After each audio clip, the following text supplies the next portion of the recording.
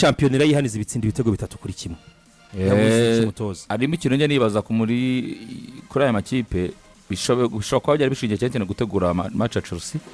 muri Champions League ariko nanone nkahita nibaza tactiquement kuri Luis Enrique kuri line-up ye ya mbere yari yakoze gutangiza barikora muri point nibyo niba udafite Ousmane Dembele ubu baruti ndamutegura no kumujera management ye bijyanye n'ibibazo afite by'imvura y'umwaka w'imikino usanzwe gukina muri Force 9 ye byibuza turabizi neza ko bukwiye kubukoresha Goncalo Ramos ariko iyo ufashe umwanzuro nk'uriya ugahitamo kwica equipe yawe byita kuyica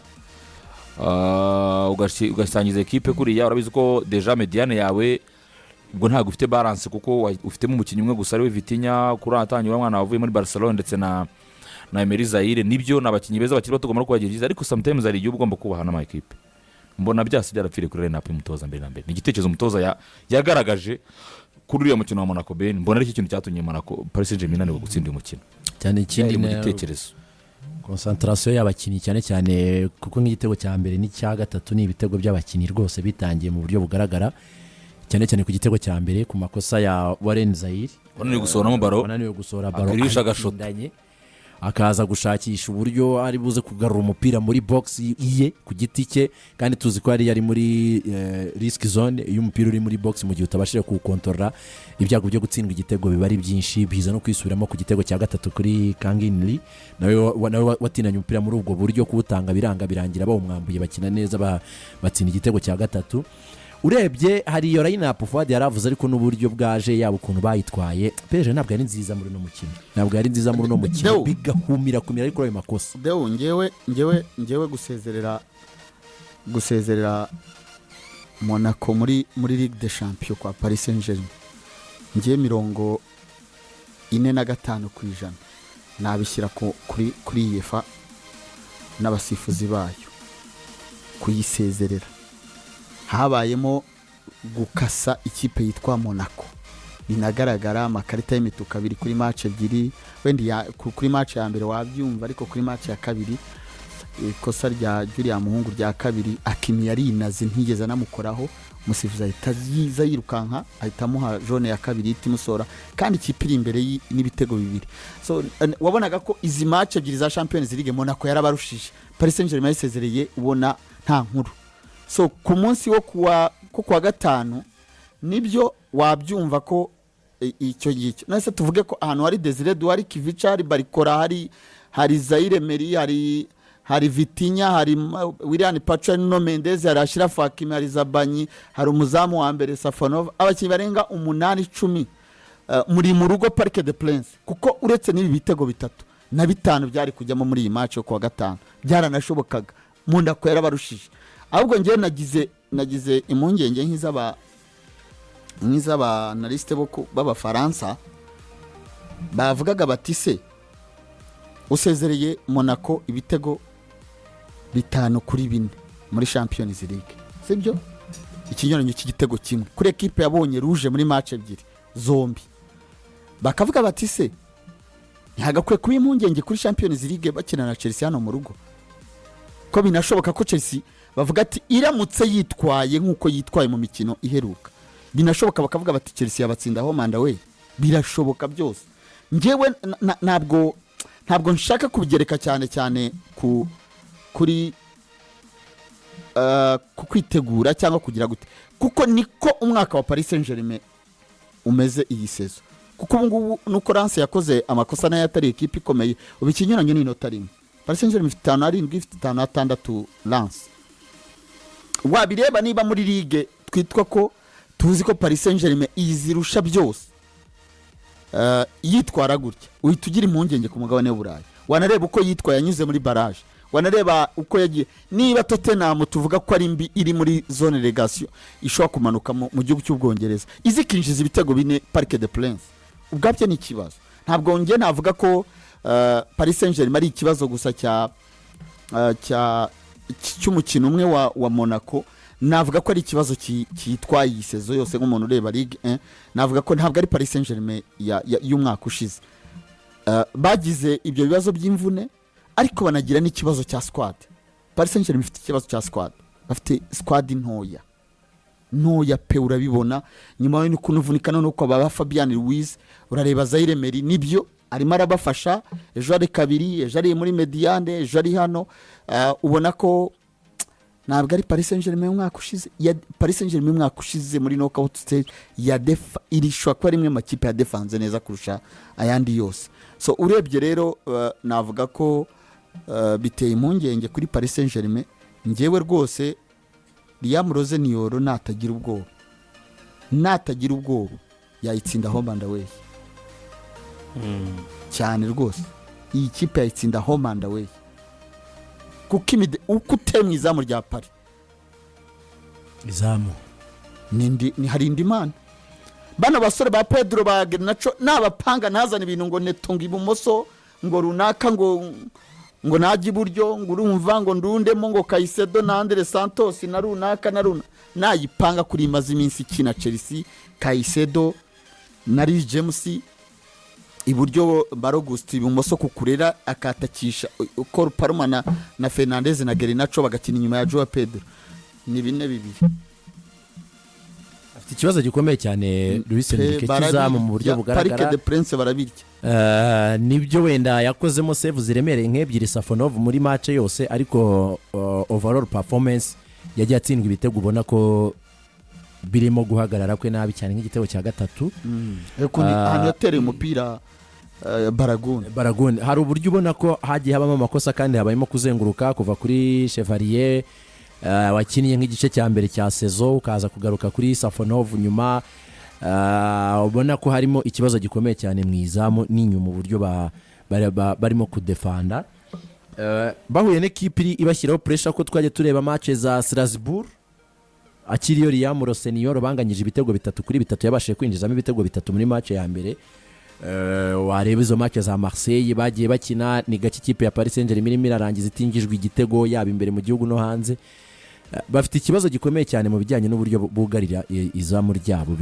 bishobora kubaviramo kuba basezererwa n'iyo Chelsea nk'uko wari ubivuze mu gihe Liam Roseniyoro yaba mwiza. Handerega nubwo baheruka kuba guhura nabo yashyizemo 3 ibatwara igikombe Chelsea. Bitatu ze giye kureba kongera kureba finale y'igikombe cy'isi cy'amakuruyimikino. Yashyizemo 3 kandi cyitwa convincing win. Chelsea yakinaga umupira ubona ko ari yewe rwose ngende Liam Roseniyoro nuko nyine nawe sinzi ukuntu ajya byuka wa mugani wa Fadi abayitoza nk'iyase. Hari ukuntu abyuka rwose, mbona iyi Chelsea kurikije uko ndebye imikino ya group stage Paris Saint-Germain muri Ligue 1, mbona Chelsea yakinye kuri yari yakinye muri weekend ishize atsinda Aston Villa. Chelsea ndakubwiza kuri ntago bitego 3 yabibura muri no zamu rya Paris. Paris nikizi kudefanda. Lineup yawe nziza y'imbere ninde? Ni bande ba Chelsea? Uruhande rumwe Garnacho, urundi Parma, sibyo? Fernandez.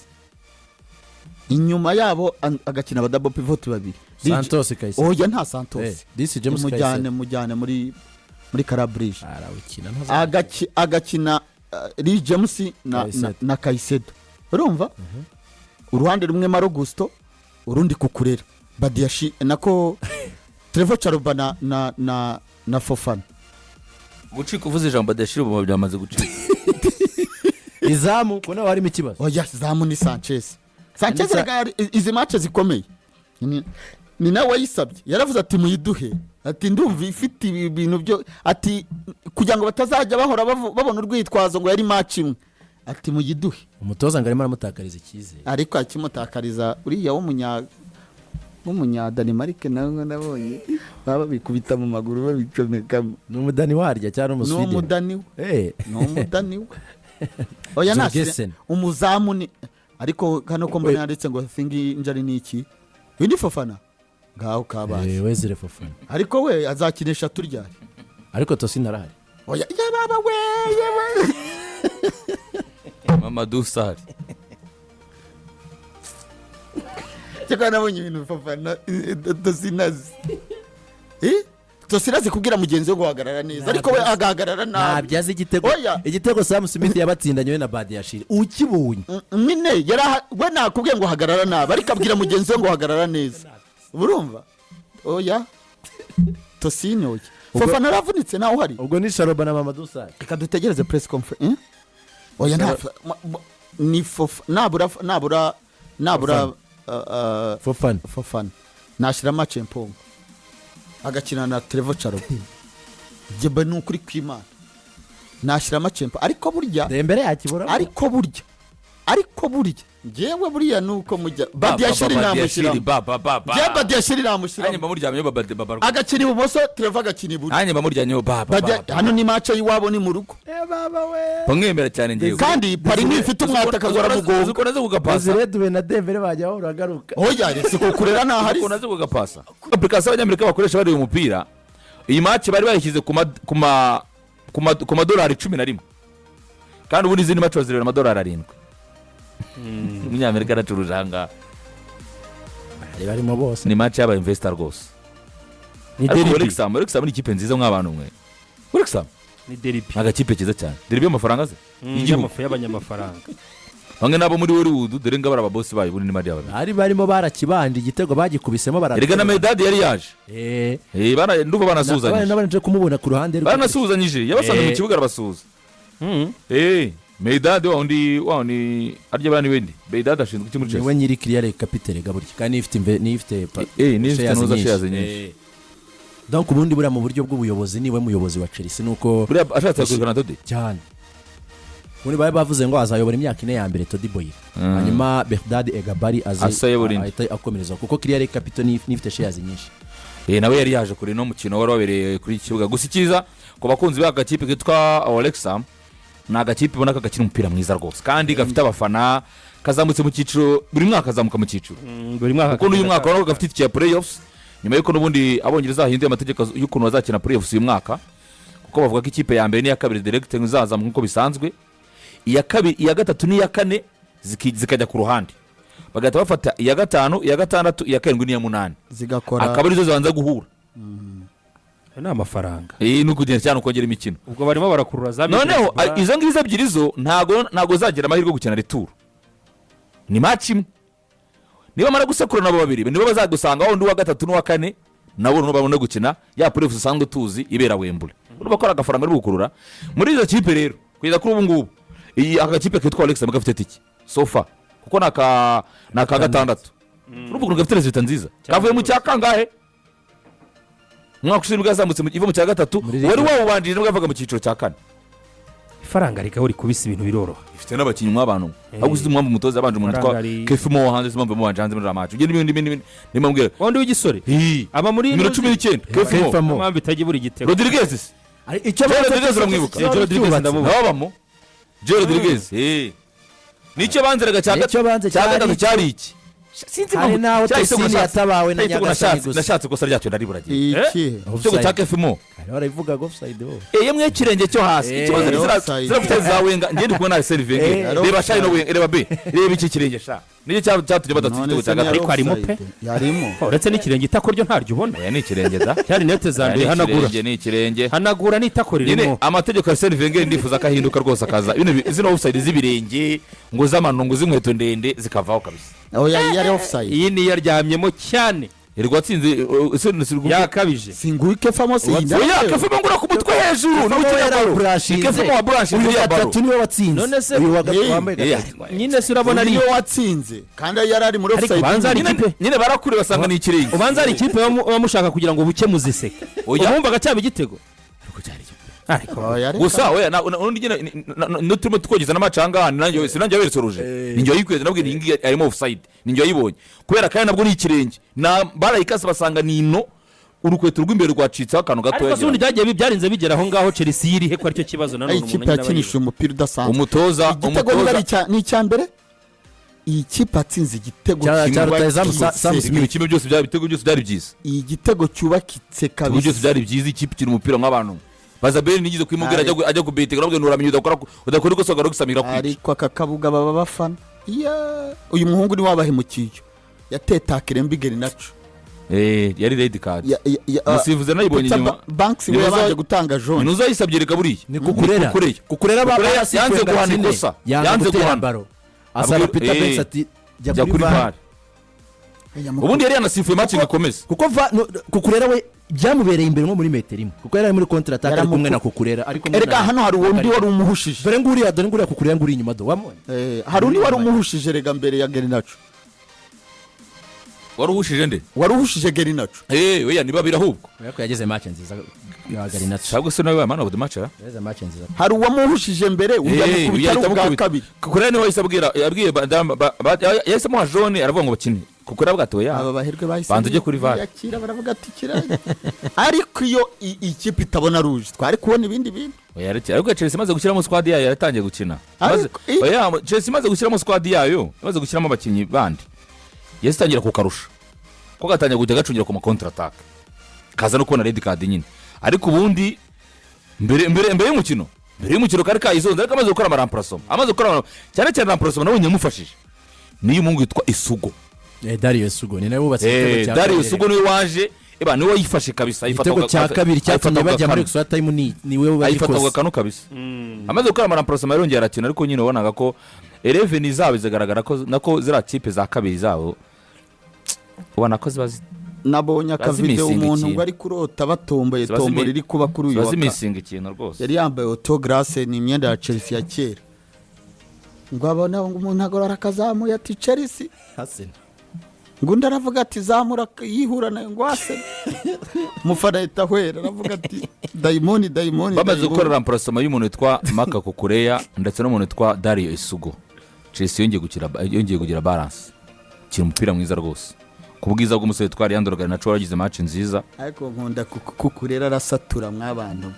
nabonye umukinzi kuvunana muri Premier League ni umuntu bita Kukurera ashobora kuba ari mu bakinyi bazi kuvunana muri Premier League ariko buriya n'abakinyi sinzi ukuntu bana bari muri kugira ngo abakurikiye Nose Feve yaramaze yabarabyumvishe buriya ngo babatoza cyane ikintu cyo kudatakara kujya hanze ya tactique iyo urebye rero Kukurera ukuntu aganira umupira nka nyuma match irangiye ukuntu abivuga ubumva byose ari ibitekerezo by'umutoza yamubwiye ibintu byose yakoze mu kibuga no kugera ku makarita abona kuko we akenshi akinira ku murongo avugana n'umutoza kenshi akunda gukinira ku ruhande gutya abari kumwe n'umutoza kenshi iminota byura 45 y'umukino ku buryo ngo na ziriya ari amakosa ajya akora bayita tactical fouls amakosa nyine tactique adafite nkabyo n'ibya Bernardo Silva twavugaga dutakaje possession wari wegereye imbere urabizi neza ko abadefenseri bazamutse cyangwa se barise James bagiye bakererewe wowe kuko hari n'ukuntu yimereye niba ari utubaraga duki ntabwo nyine babibona nk'ubugome agahita agwa nko ku muntu possession bagatereka ngo bakongera bagahagarara neza umukinnyi utajya ugira ikitwa indiscipline tactique na rimwe azihora ameze neza okay iyo ekipe ya Chelsea byarangiye ikomeje ku bitego 4-2 Garinacho agenda ariko ni match ya kabiri ya gatatu ndavuga izo wera kuri Aston Villa kuri match na mbere ya Aston Villa kuri match ya Aston Villa niho noneho byagaraye ko nimba ubyibuka neza se aje sibura kuri match Arsenal nayo barayitakaje ndavuga nkawe nyine ibyo mvuga kuri match zingira kamaro ko ngiyo nta muntu wayibuka ko yaje agakina neza ko barayitsinzwe ariko match ya Aston Villa ura muhungu Joe Pedro yabonye ntuze ya Hatari kahita mbwa ati iki gihembo niwe n'umutoza arabatuye umukinnyi ne wakoze ibitangaza muri iyi match Garinacho abaje ikibazo cebura ni kimwe yakinye neza kabisa ku defend ikibazo cye ni kimwe kinye neza izamu ryaramwihishe nta kibazo usikiza ati urangiye mugira nkabaje mbidukuna bajagirisha banzu clear banze gwice game ubundi abandi ariko ari mu amahirwe Chelsea yagize amahirwe ndi kwita kara amahirwe Chelsea yagize gutsinda arabarusha ndi kwita kara amahirwe Chelsea yagize cyane muri uyu mutoza Liam Senior yabonye noneho clinical strike witwa Joao Pedro biragaragara ko Joao Pedro rwose ibizakina byose bajya mushyira umupira muri Sifa de Reparation kwi musore maratsinda kandi akabona ko aratsinda ibitego byiza aratsinda ibitego by'amatapeni aratsinda ibitego bya extra individuel iye nk'umunya Brazil ufite technique nyinshi cyane urana ko noneho navuga ngo kera kabaye Chelsea anga ifitemo umuntu umwataka yabara ibitego yari handagaje kwa gatanu aravuga ngo ari ku rwego rumwe na Mbappe na harandi harya yavuze ngo abana muri kategori imwe na baharandi na bakene na Harry Kane na Mbappe wenyine umutoza ari utoza ikipe wa mwataka ari gutsinda uravuga gute uravuga nyine uri motivation ku mukinyi ntago ari siko bibona n'umutima ari ndabizi ko atari ko Rezari yabibona Pepe ko yavuze ati Harandi urabizi ariko ntuzigereranye umva nkubwire na Menasiri Pepe nagakeneye ku motiva Harandi kubera ko deja Harandi ni umukinyi explore individuel ni umukinyi udasanzwe nonanga ariko Rezaniyo akeneye ku motiva Joao Pedro ko Joao Pedro umukinyi usanzwe umukinyi usanzwe ariko nanga aya magambo umutoza ashobora kumuvugaho abwa yashobora kongera kumuza oya ashobora nako se batuje yamuremamo icyizere gukora cyane ibi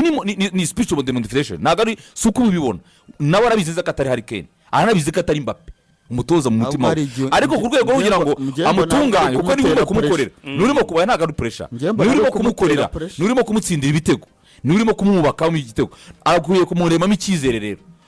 kugira ngo nakore ibintu byiza banze umwereka kadasanzwe nyine ni aragukorera byose ngiye ntekereza ko nibyo ku ruhande rumwe ariko ku rundi nanone mbona gutangira kumugereranya n'abantu batsinda ibitego 50 muri sezo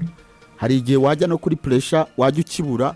baravuze ngo uri Harandi cyangwa uri Hurricane cyangwa se uri Mbappe ugasanga ugiye kuri icyo gitutu cyo kugishaka ukajya uvuga uti hakaba naho ushobora kwima mugenzi wawe ushaka igitego kubera ko message y'umutoza ntabwo byari kugereranya bamubaje uko amubona amakari kumubona muri kategori birasana bya bindi Perez yigeze kubwira Rodrigo mbere y'amacha atwara Ballon d'Or ntiyabikoze se ntiyayiciyemo kabiri yari wisezereye bine ni nka motiva niko motiva umukinyi agari kabamubonera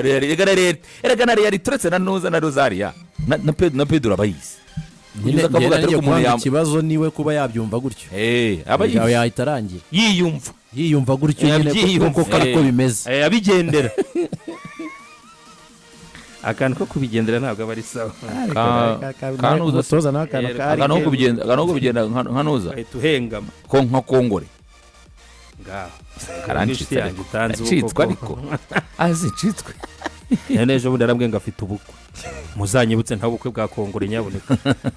tubwira itariki tuzakwita Kongore international Kongore ngo afite ubukwe ejo bundi arambwe ati pare wanjye bimeze bite uri pare nese bwa Kongore urimo pare kweli aba ukozi bara umuhungu wanjye Kongore asiga bimuhanga taza kuza kubikozi bara rwose sega ibyo nibyo ngibyo muri championnat muri FA Cup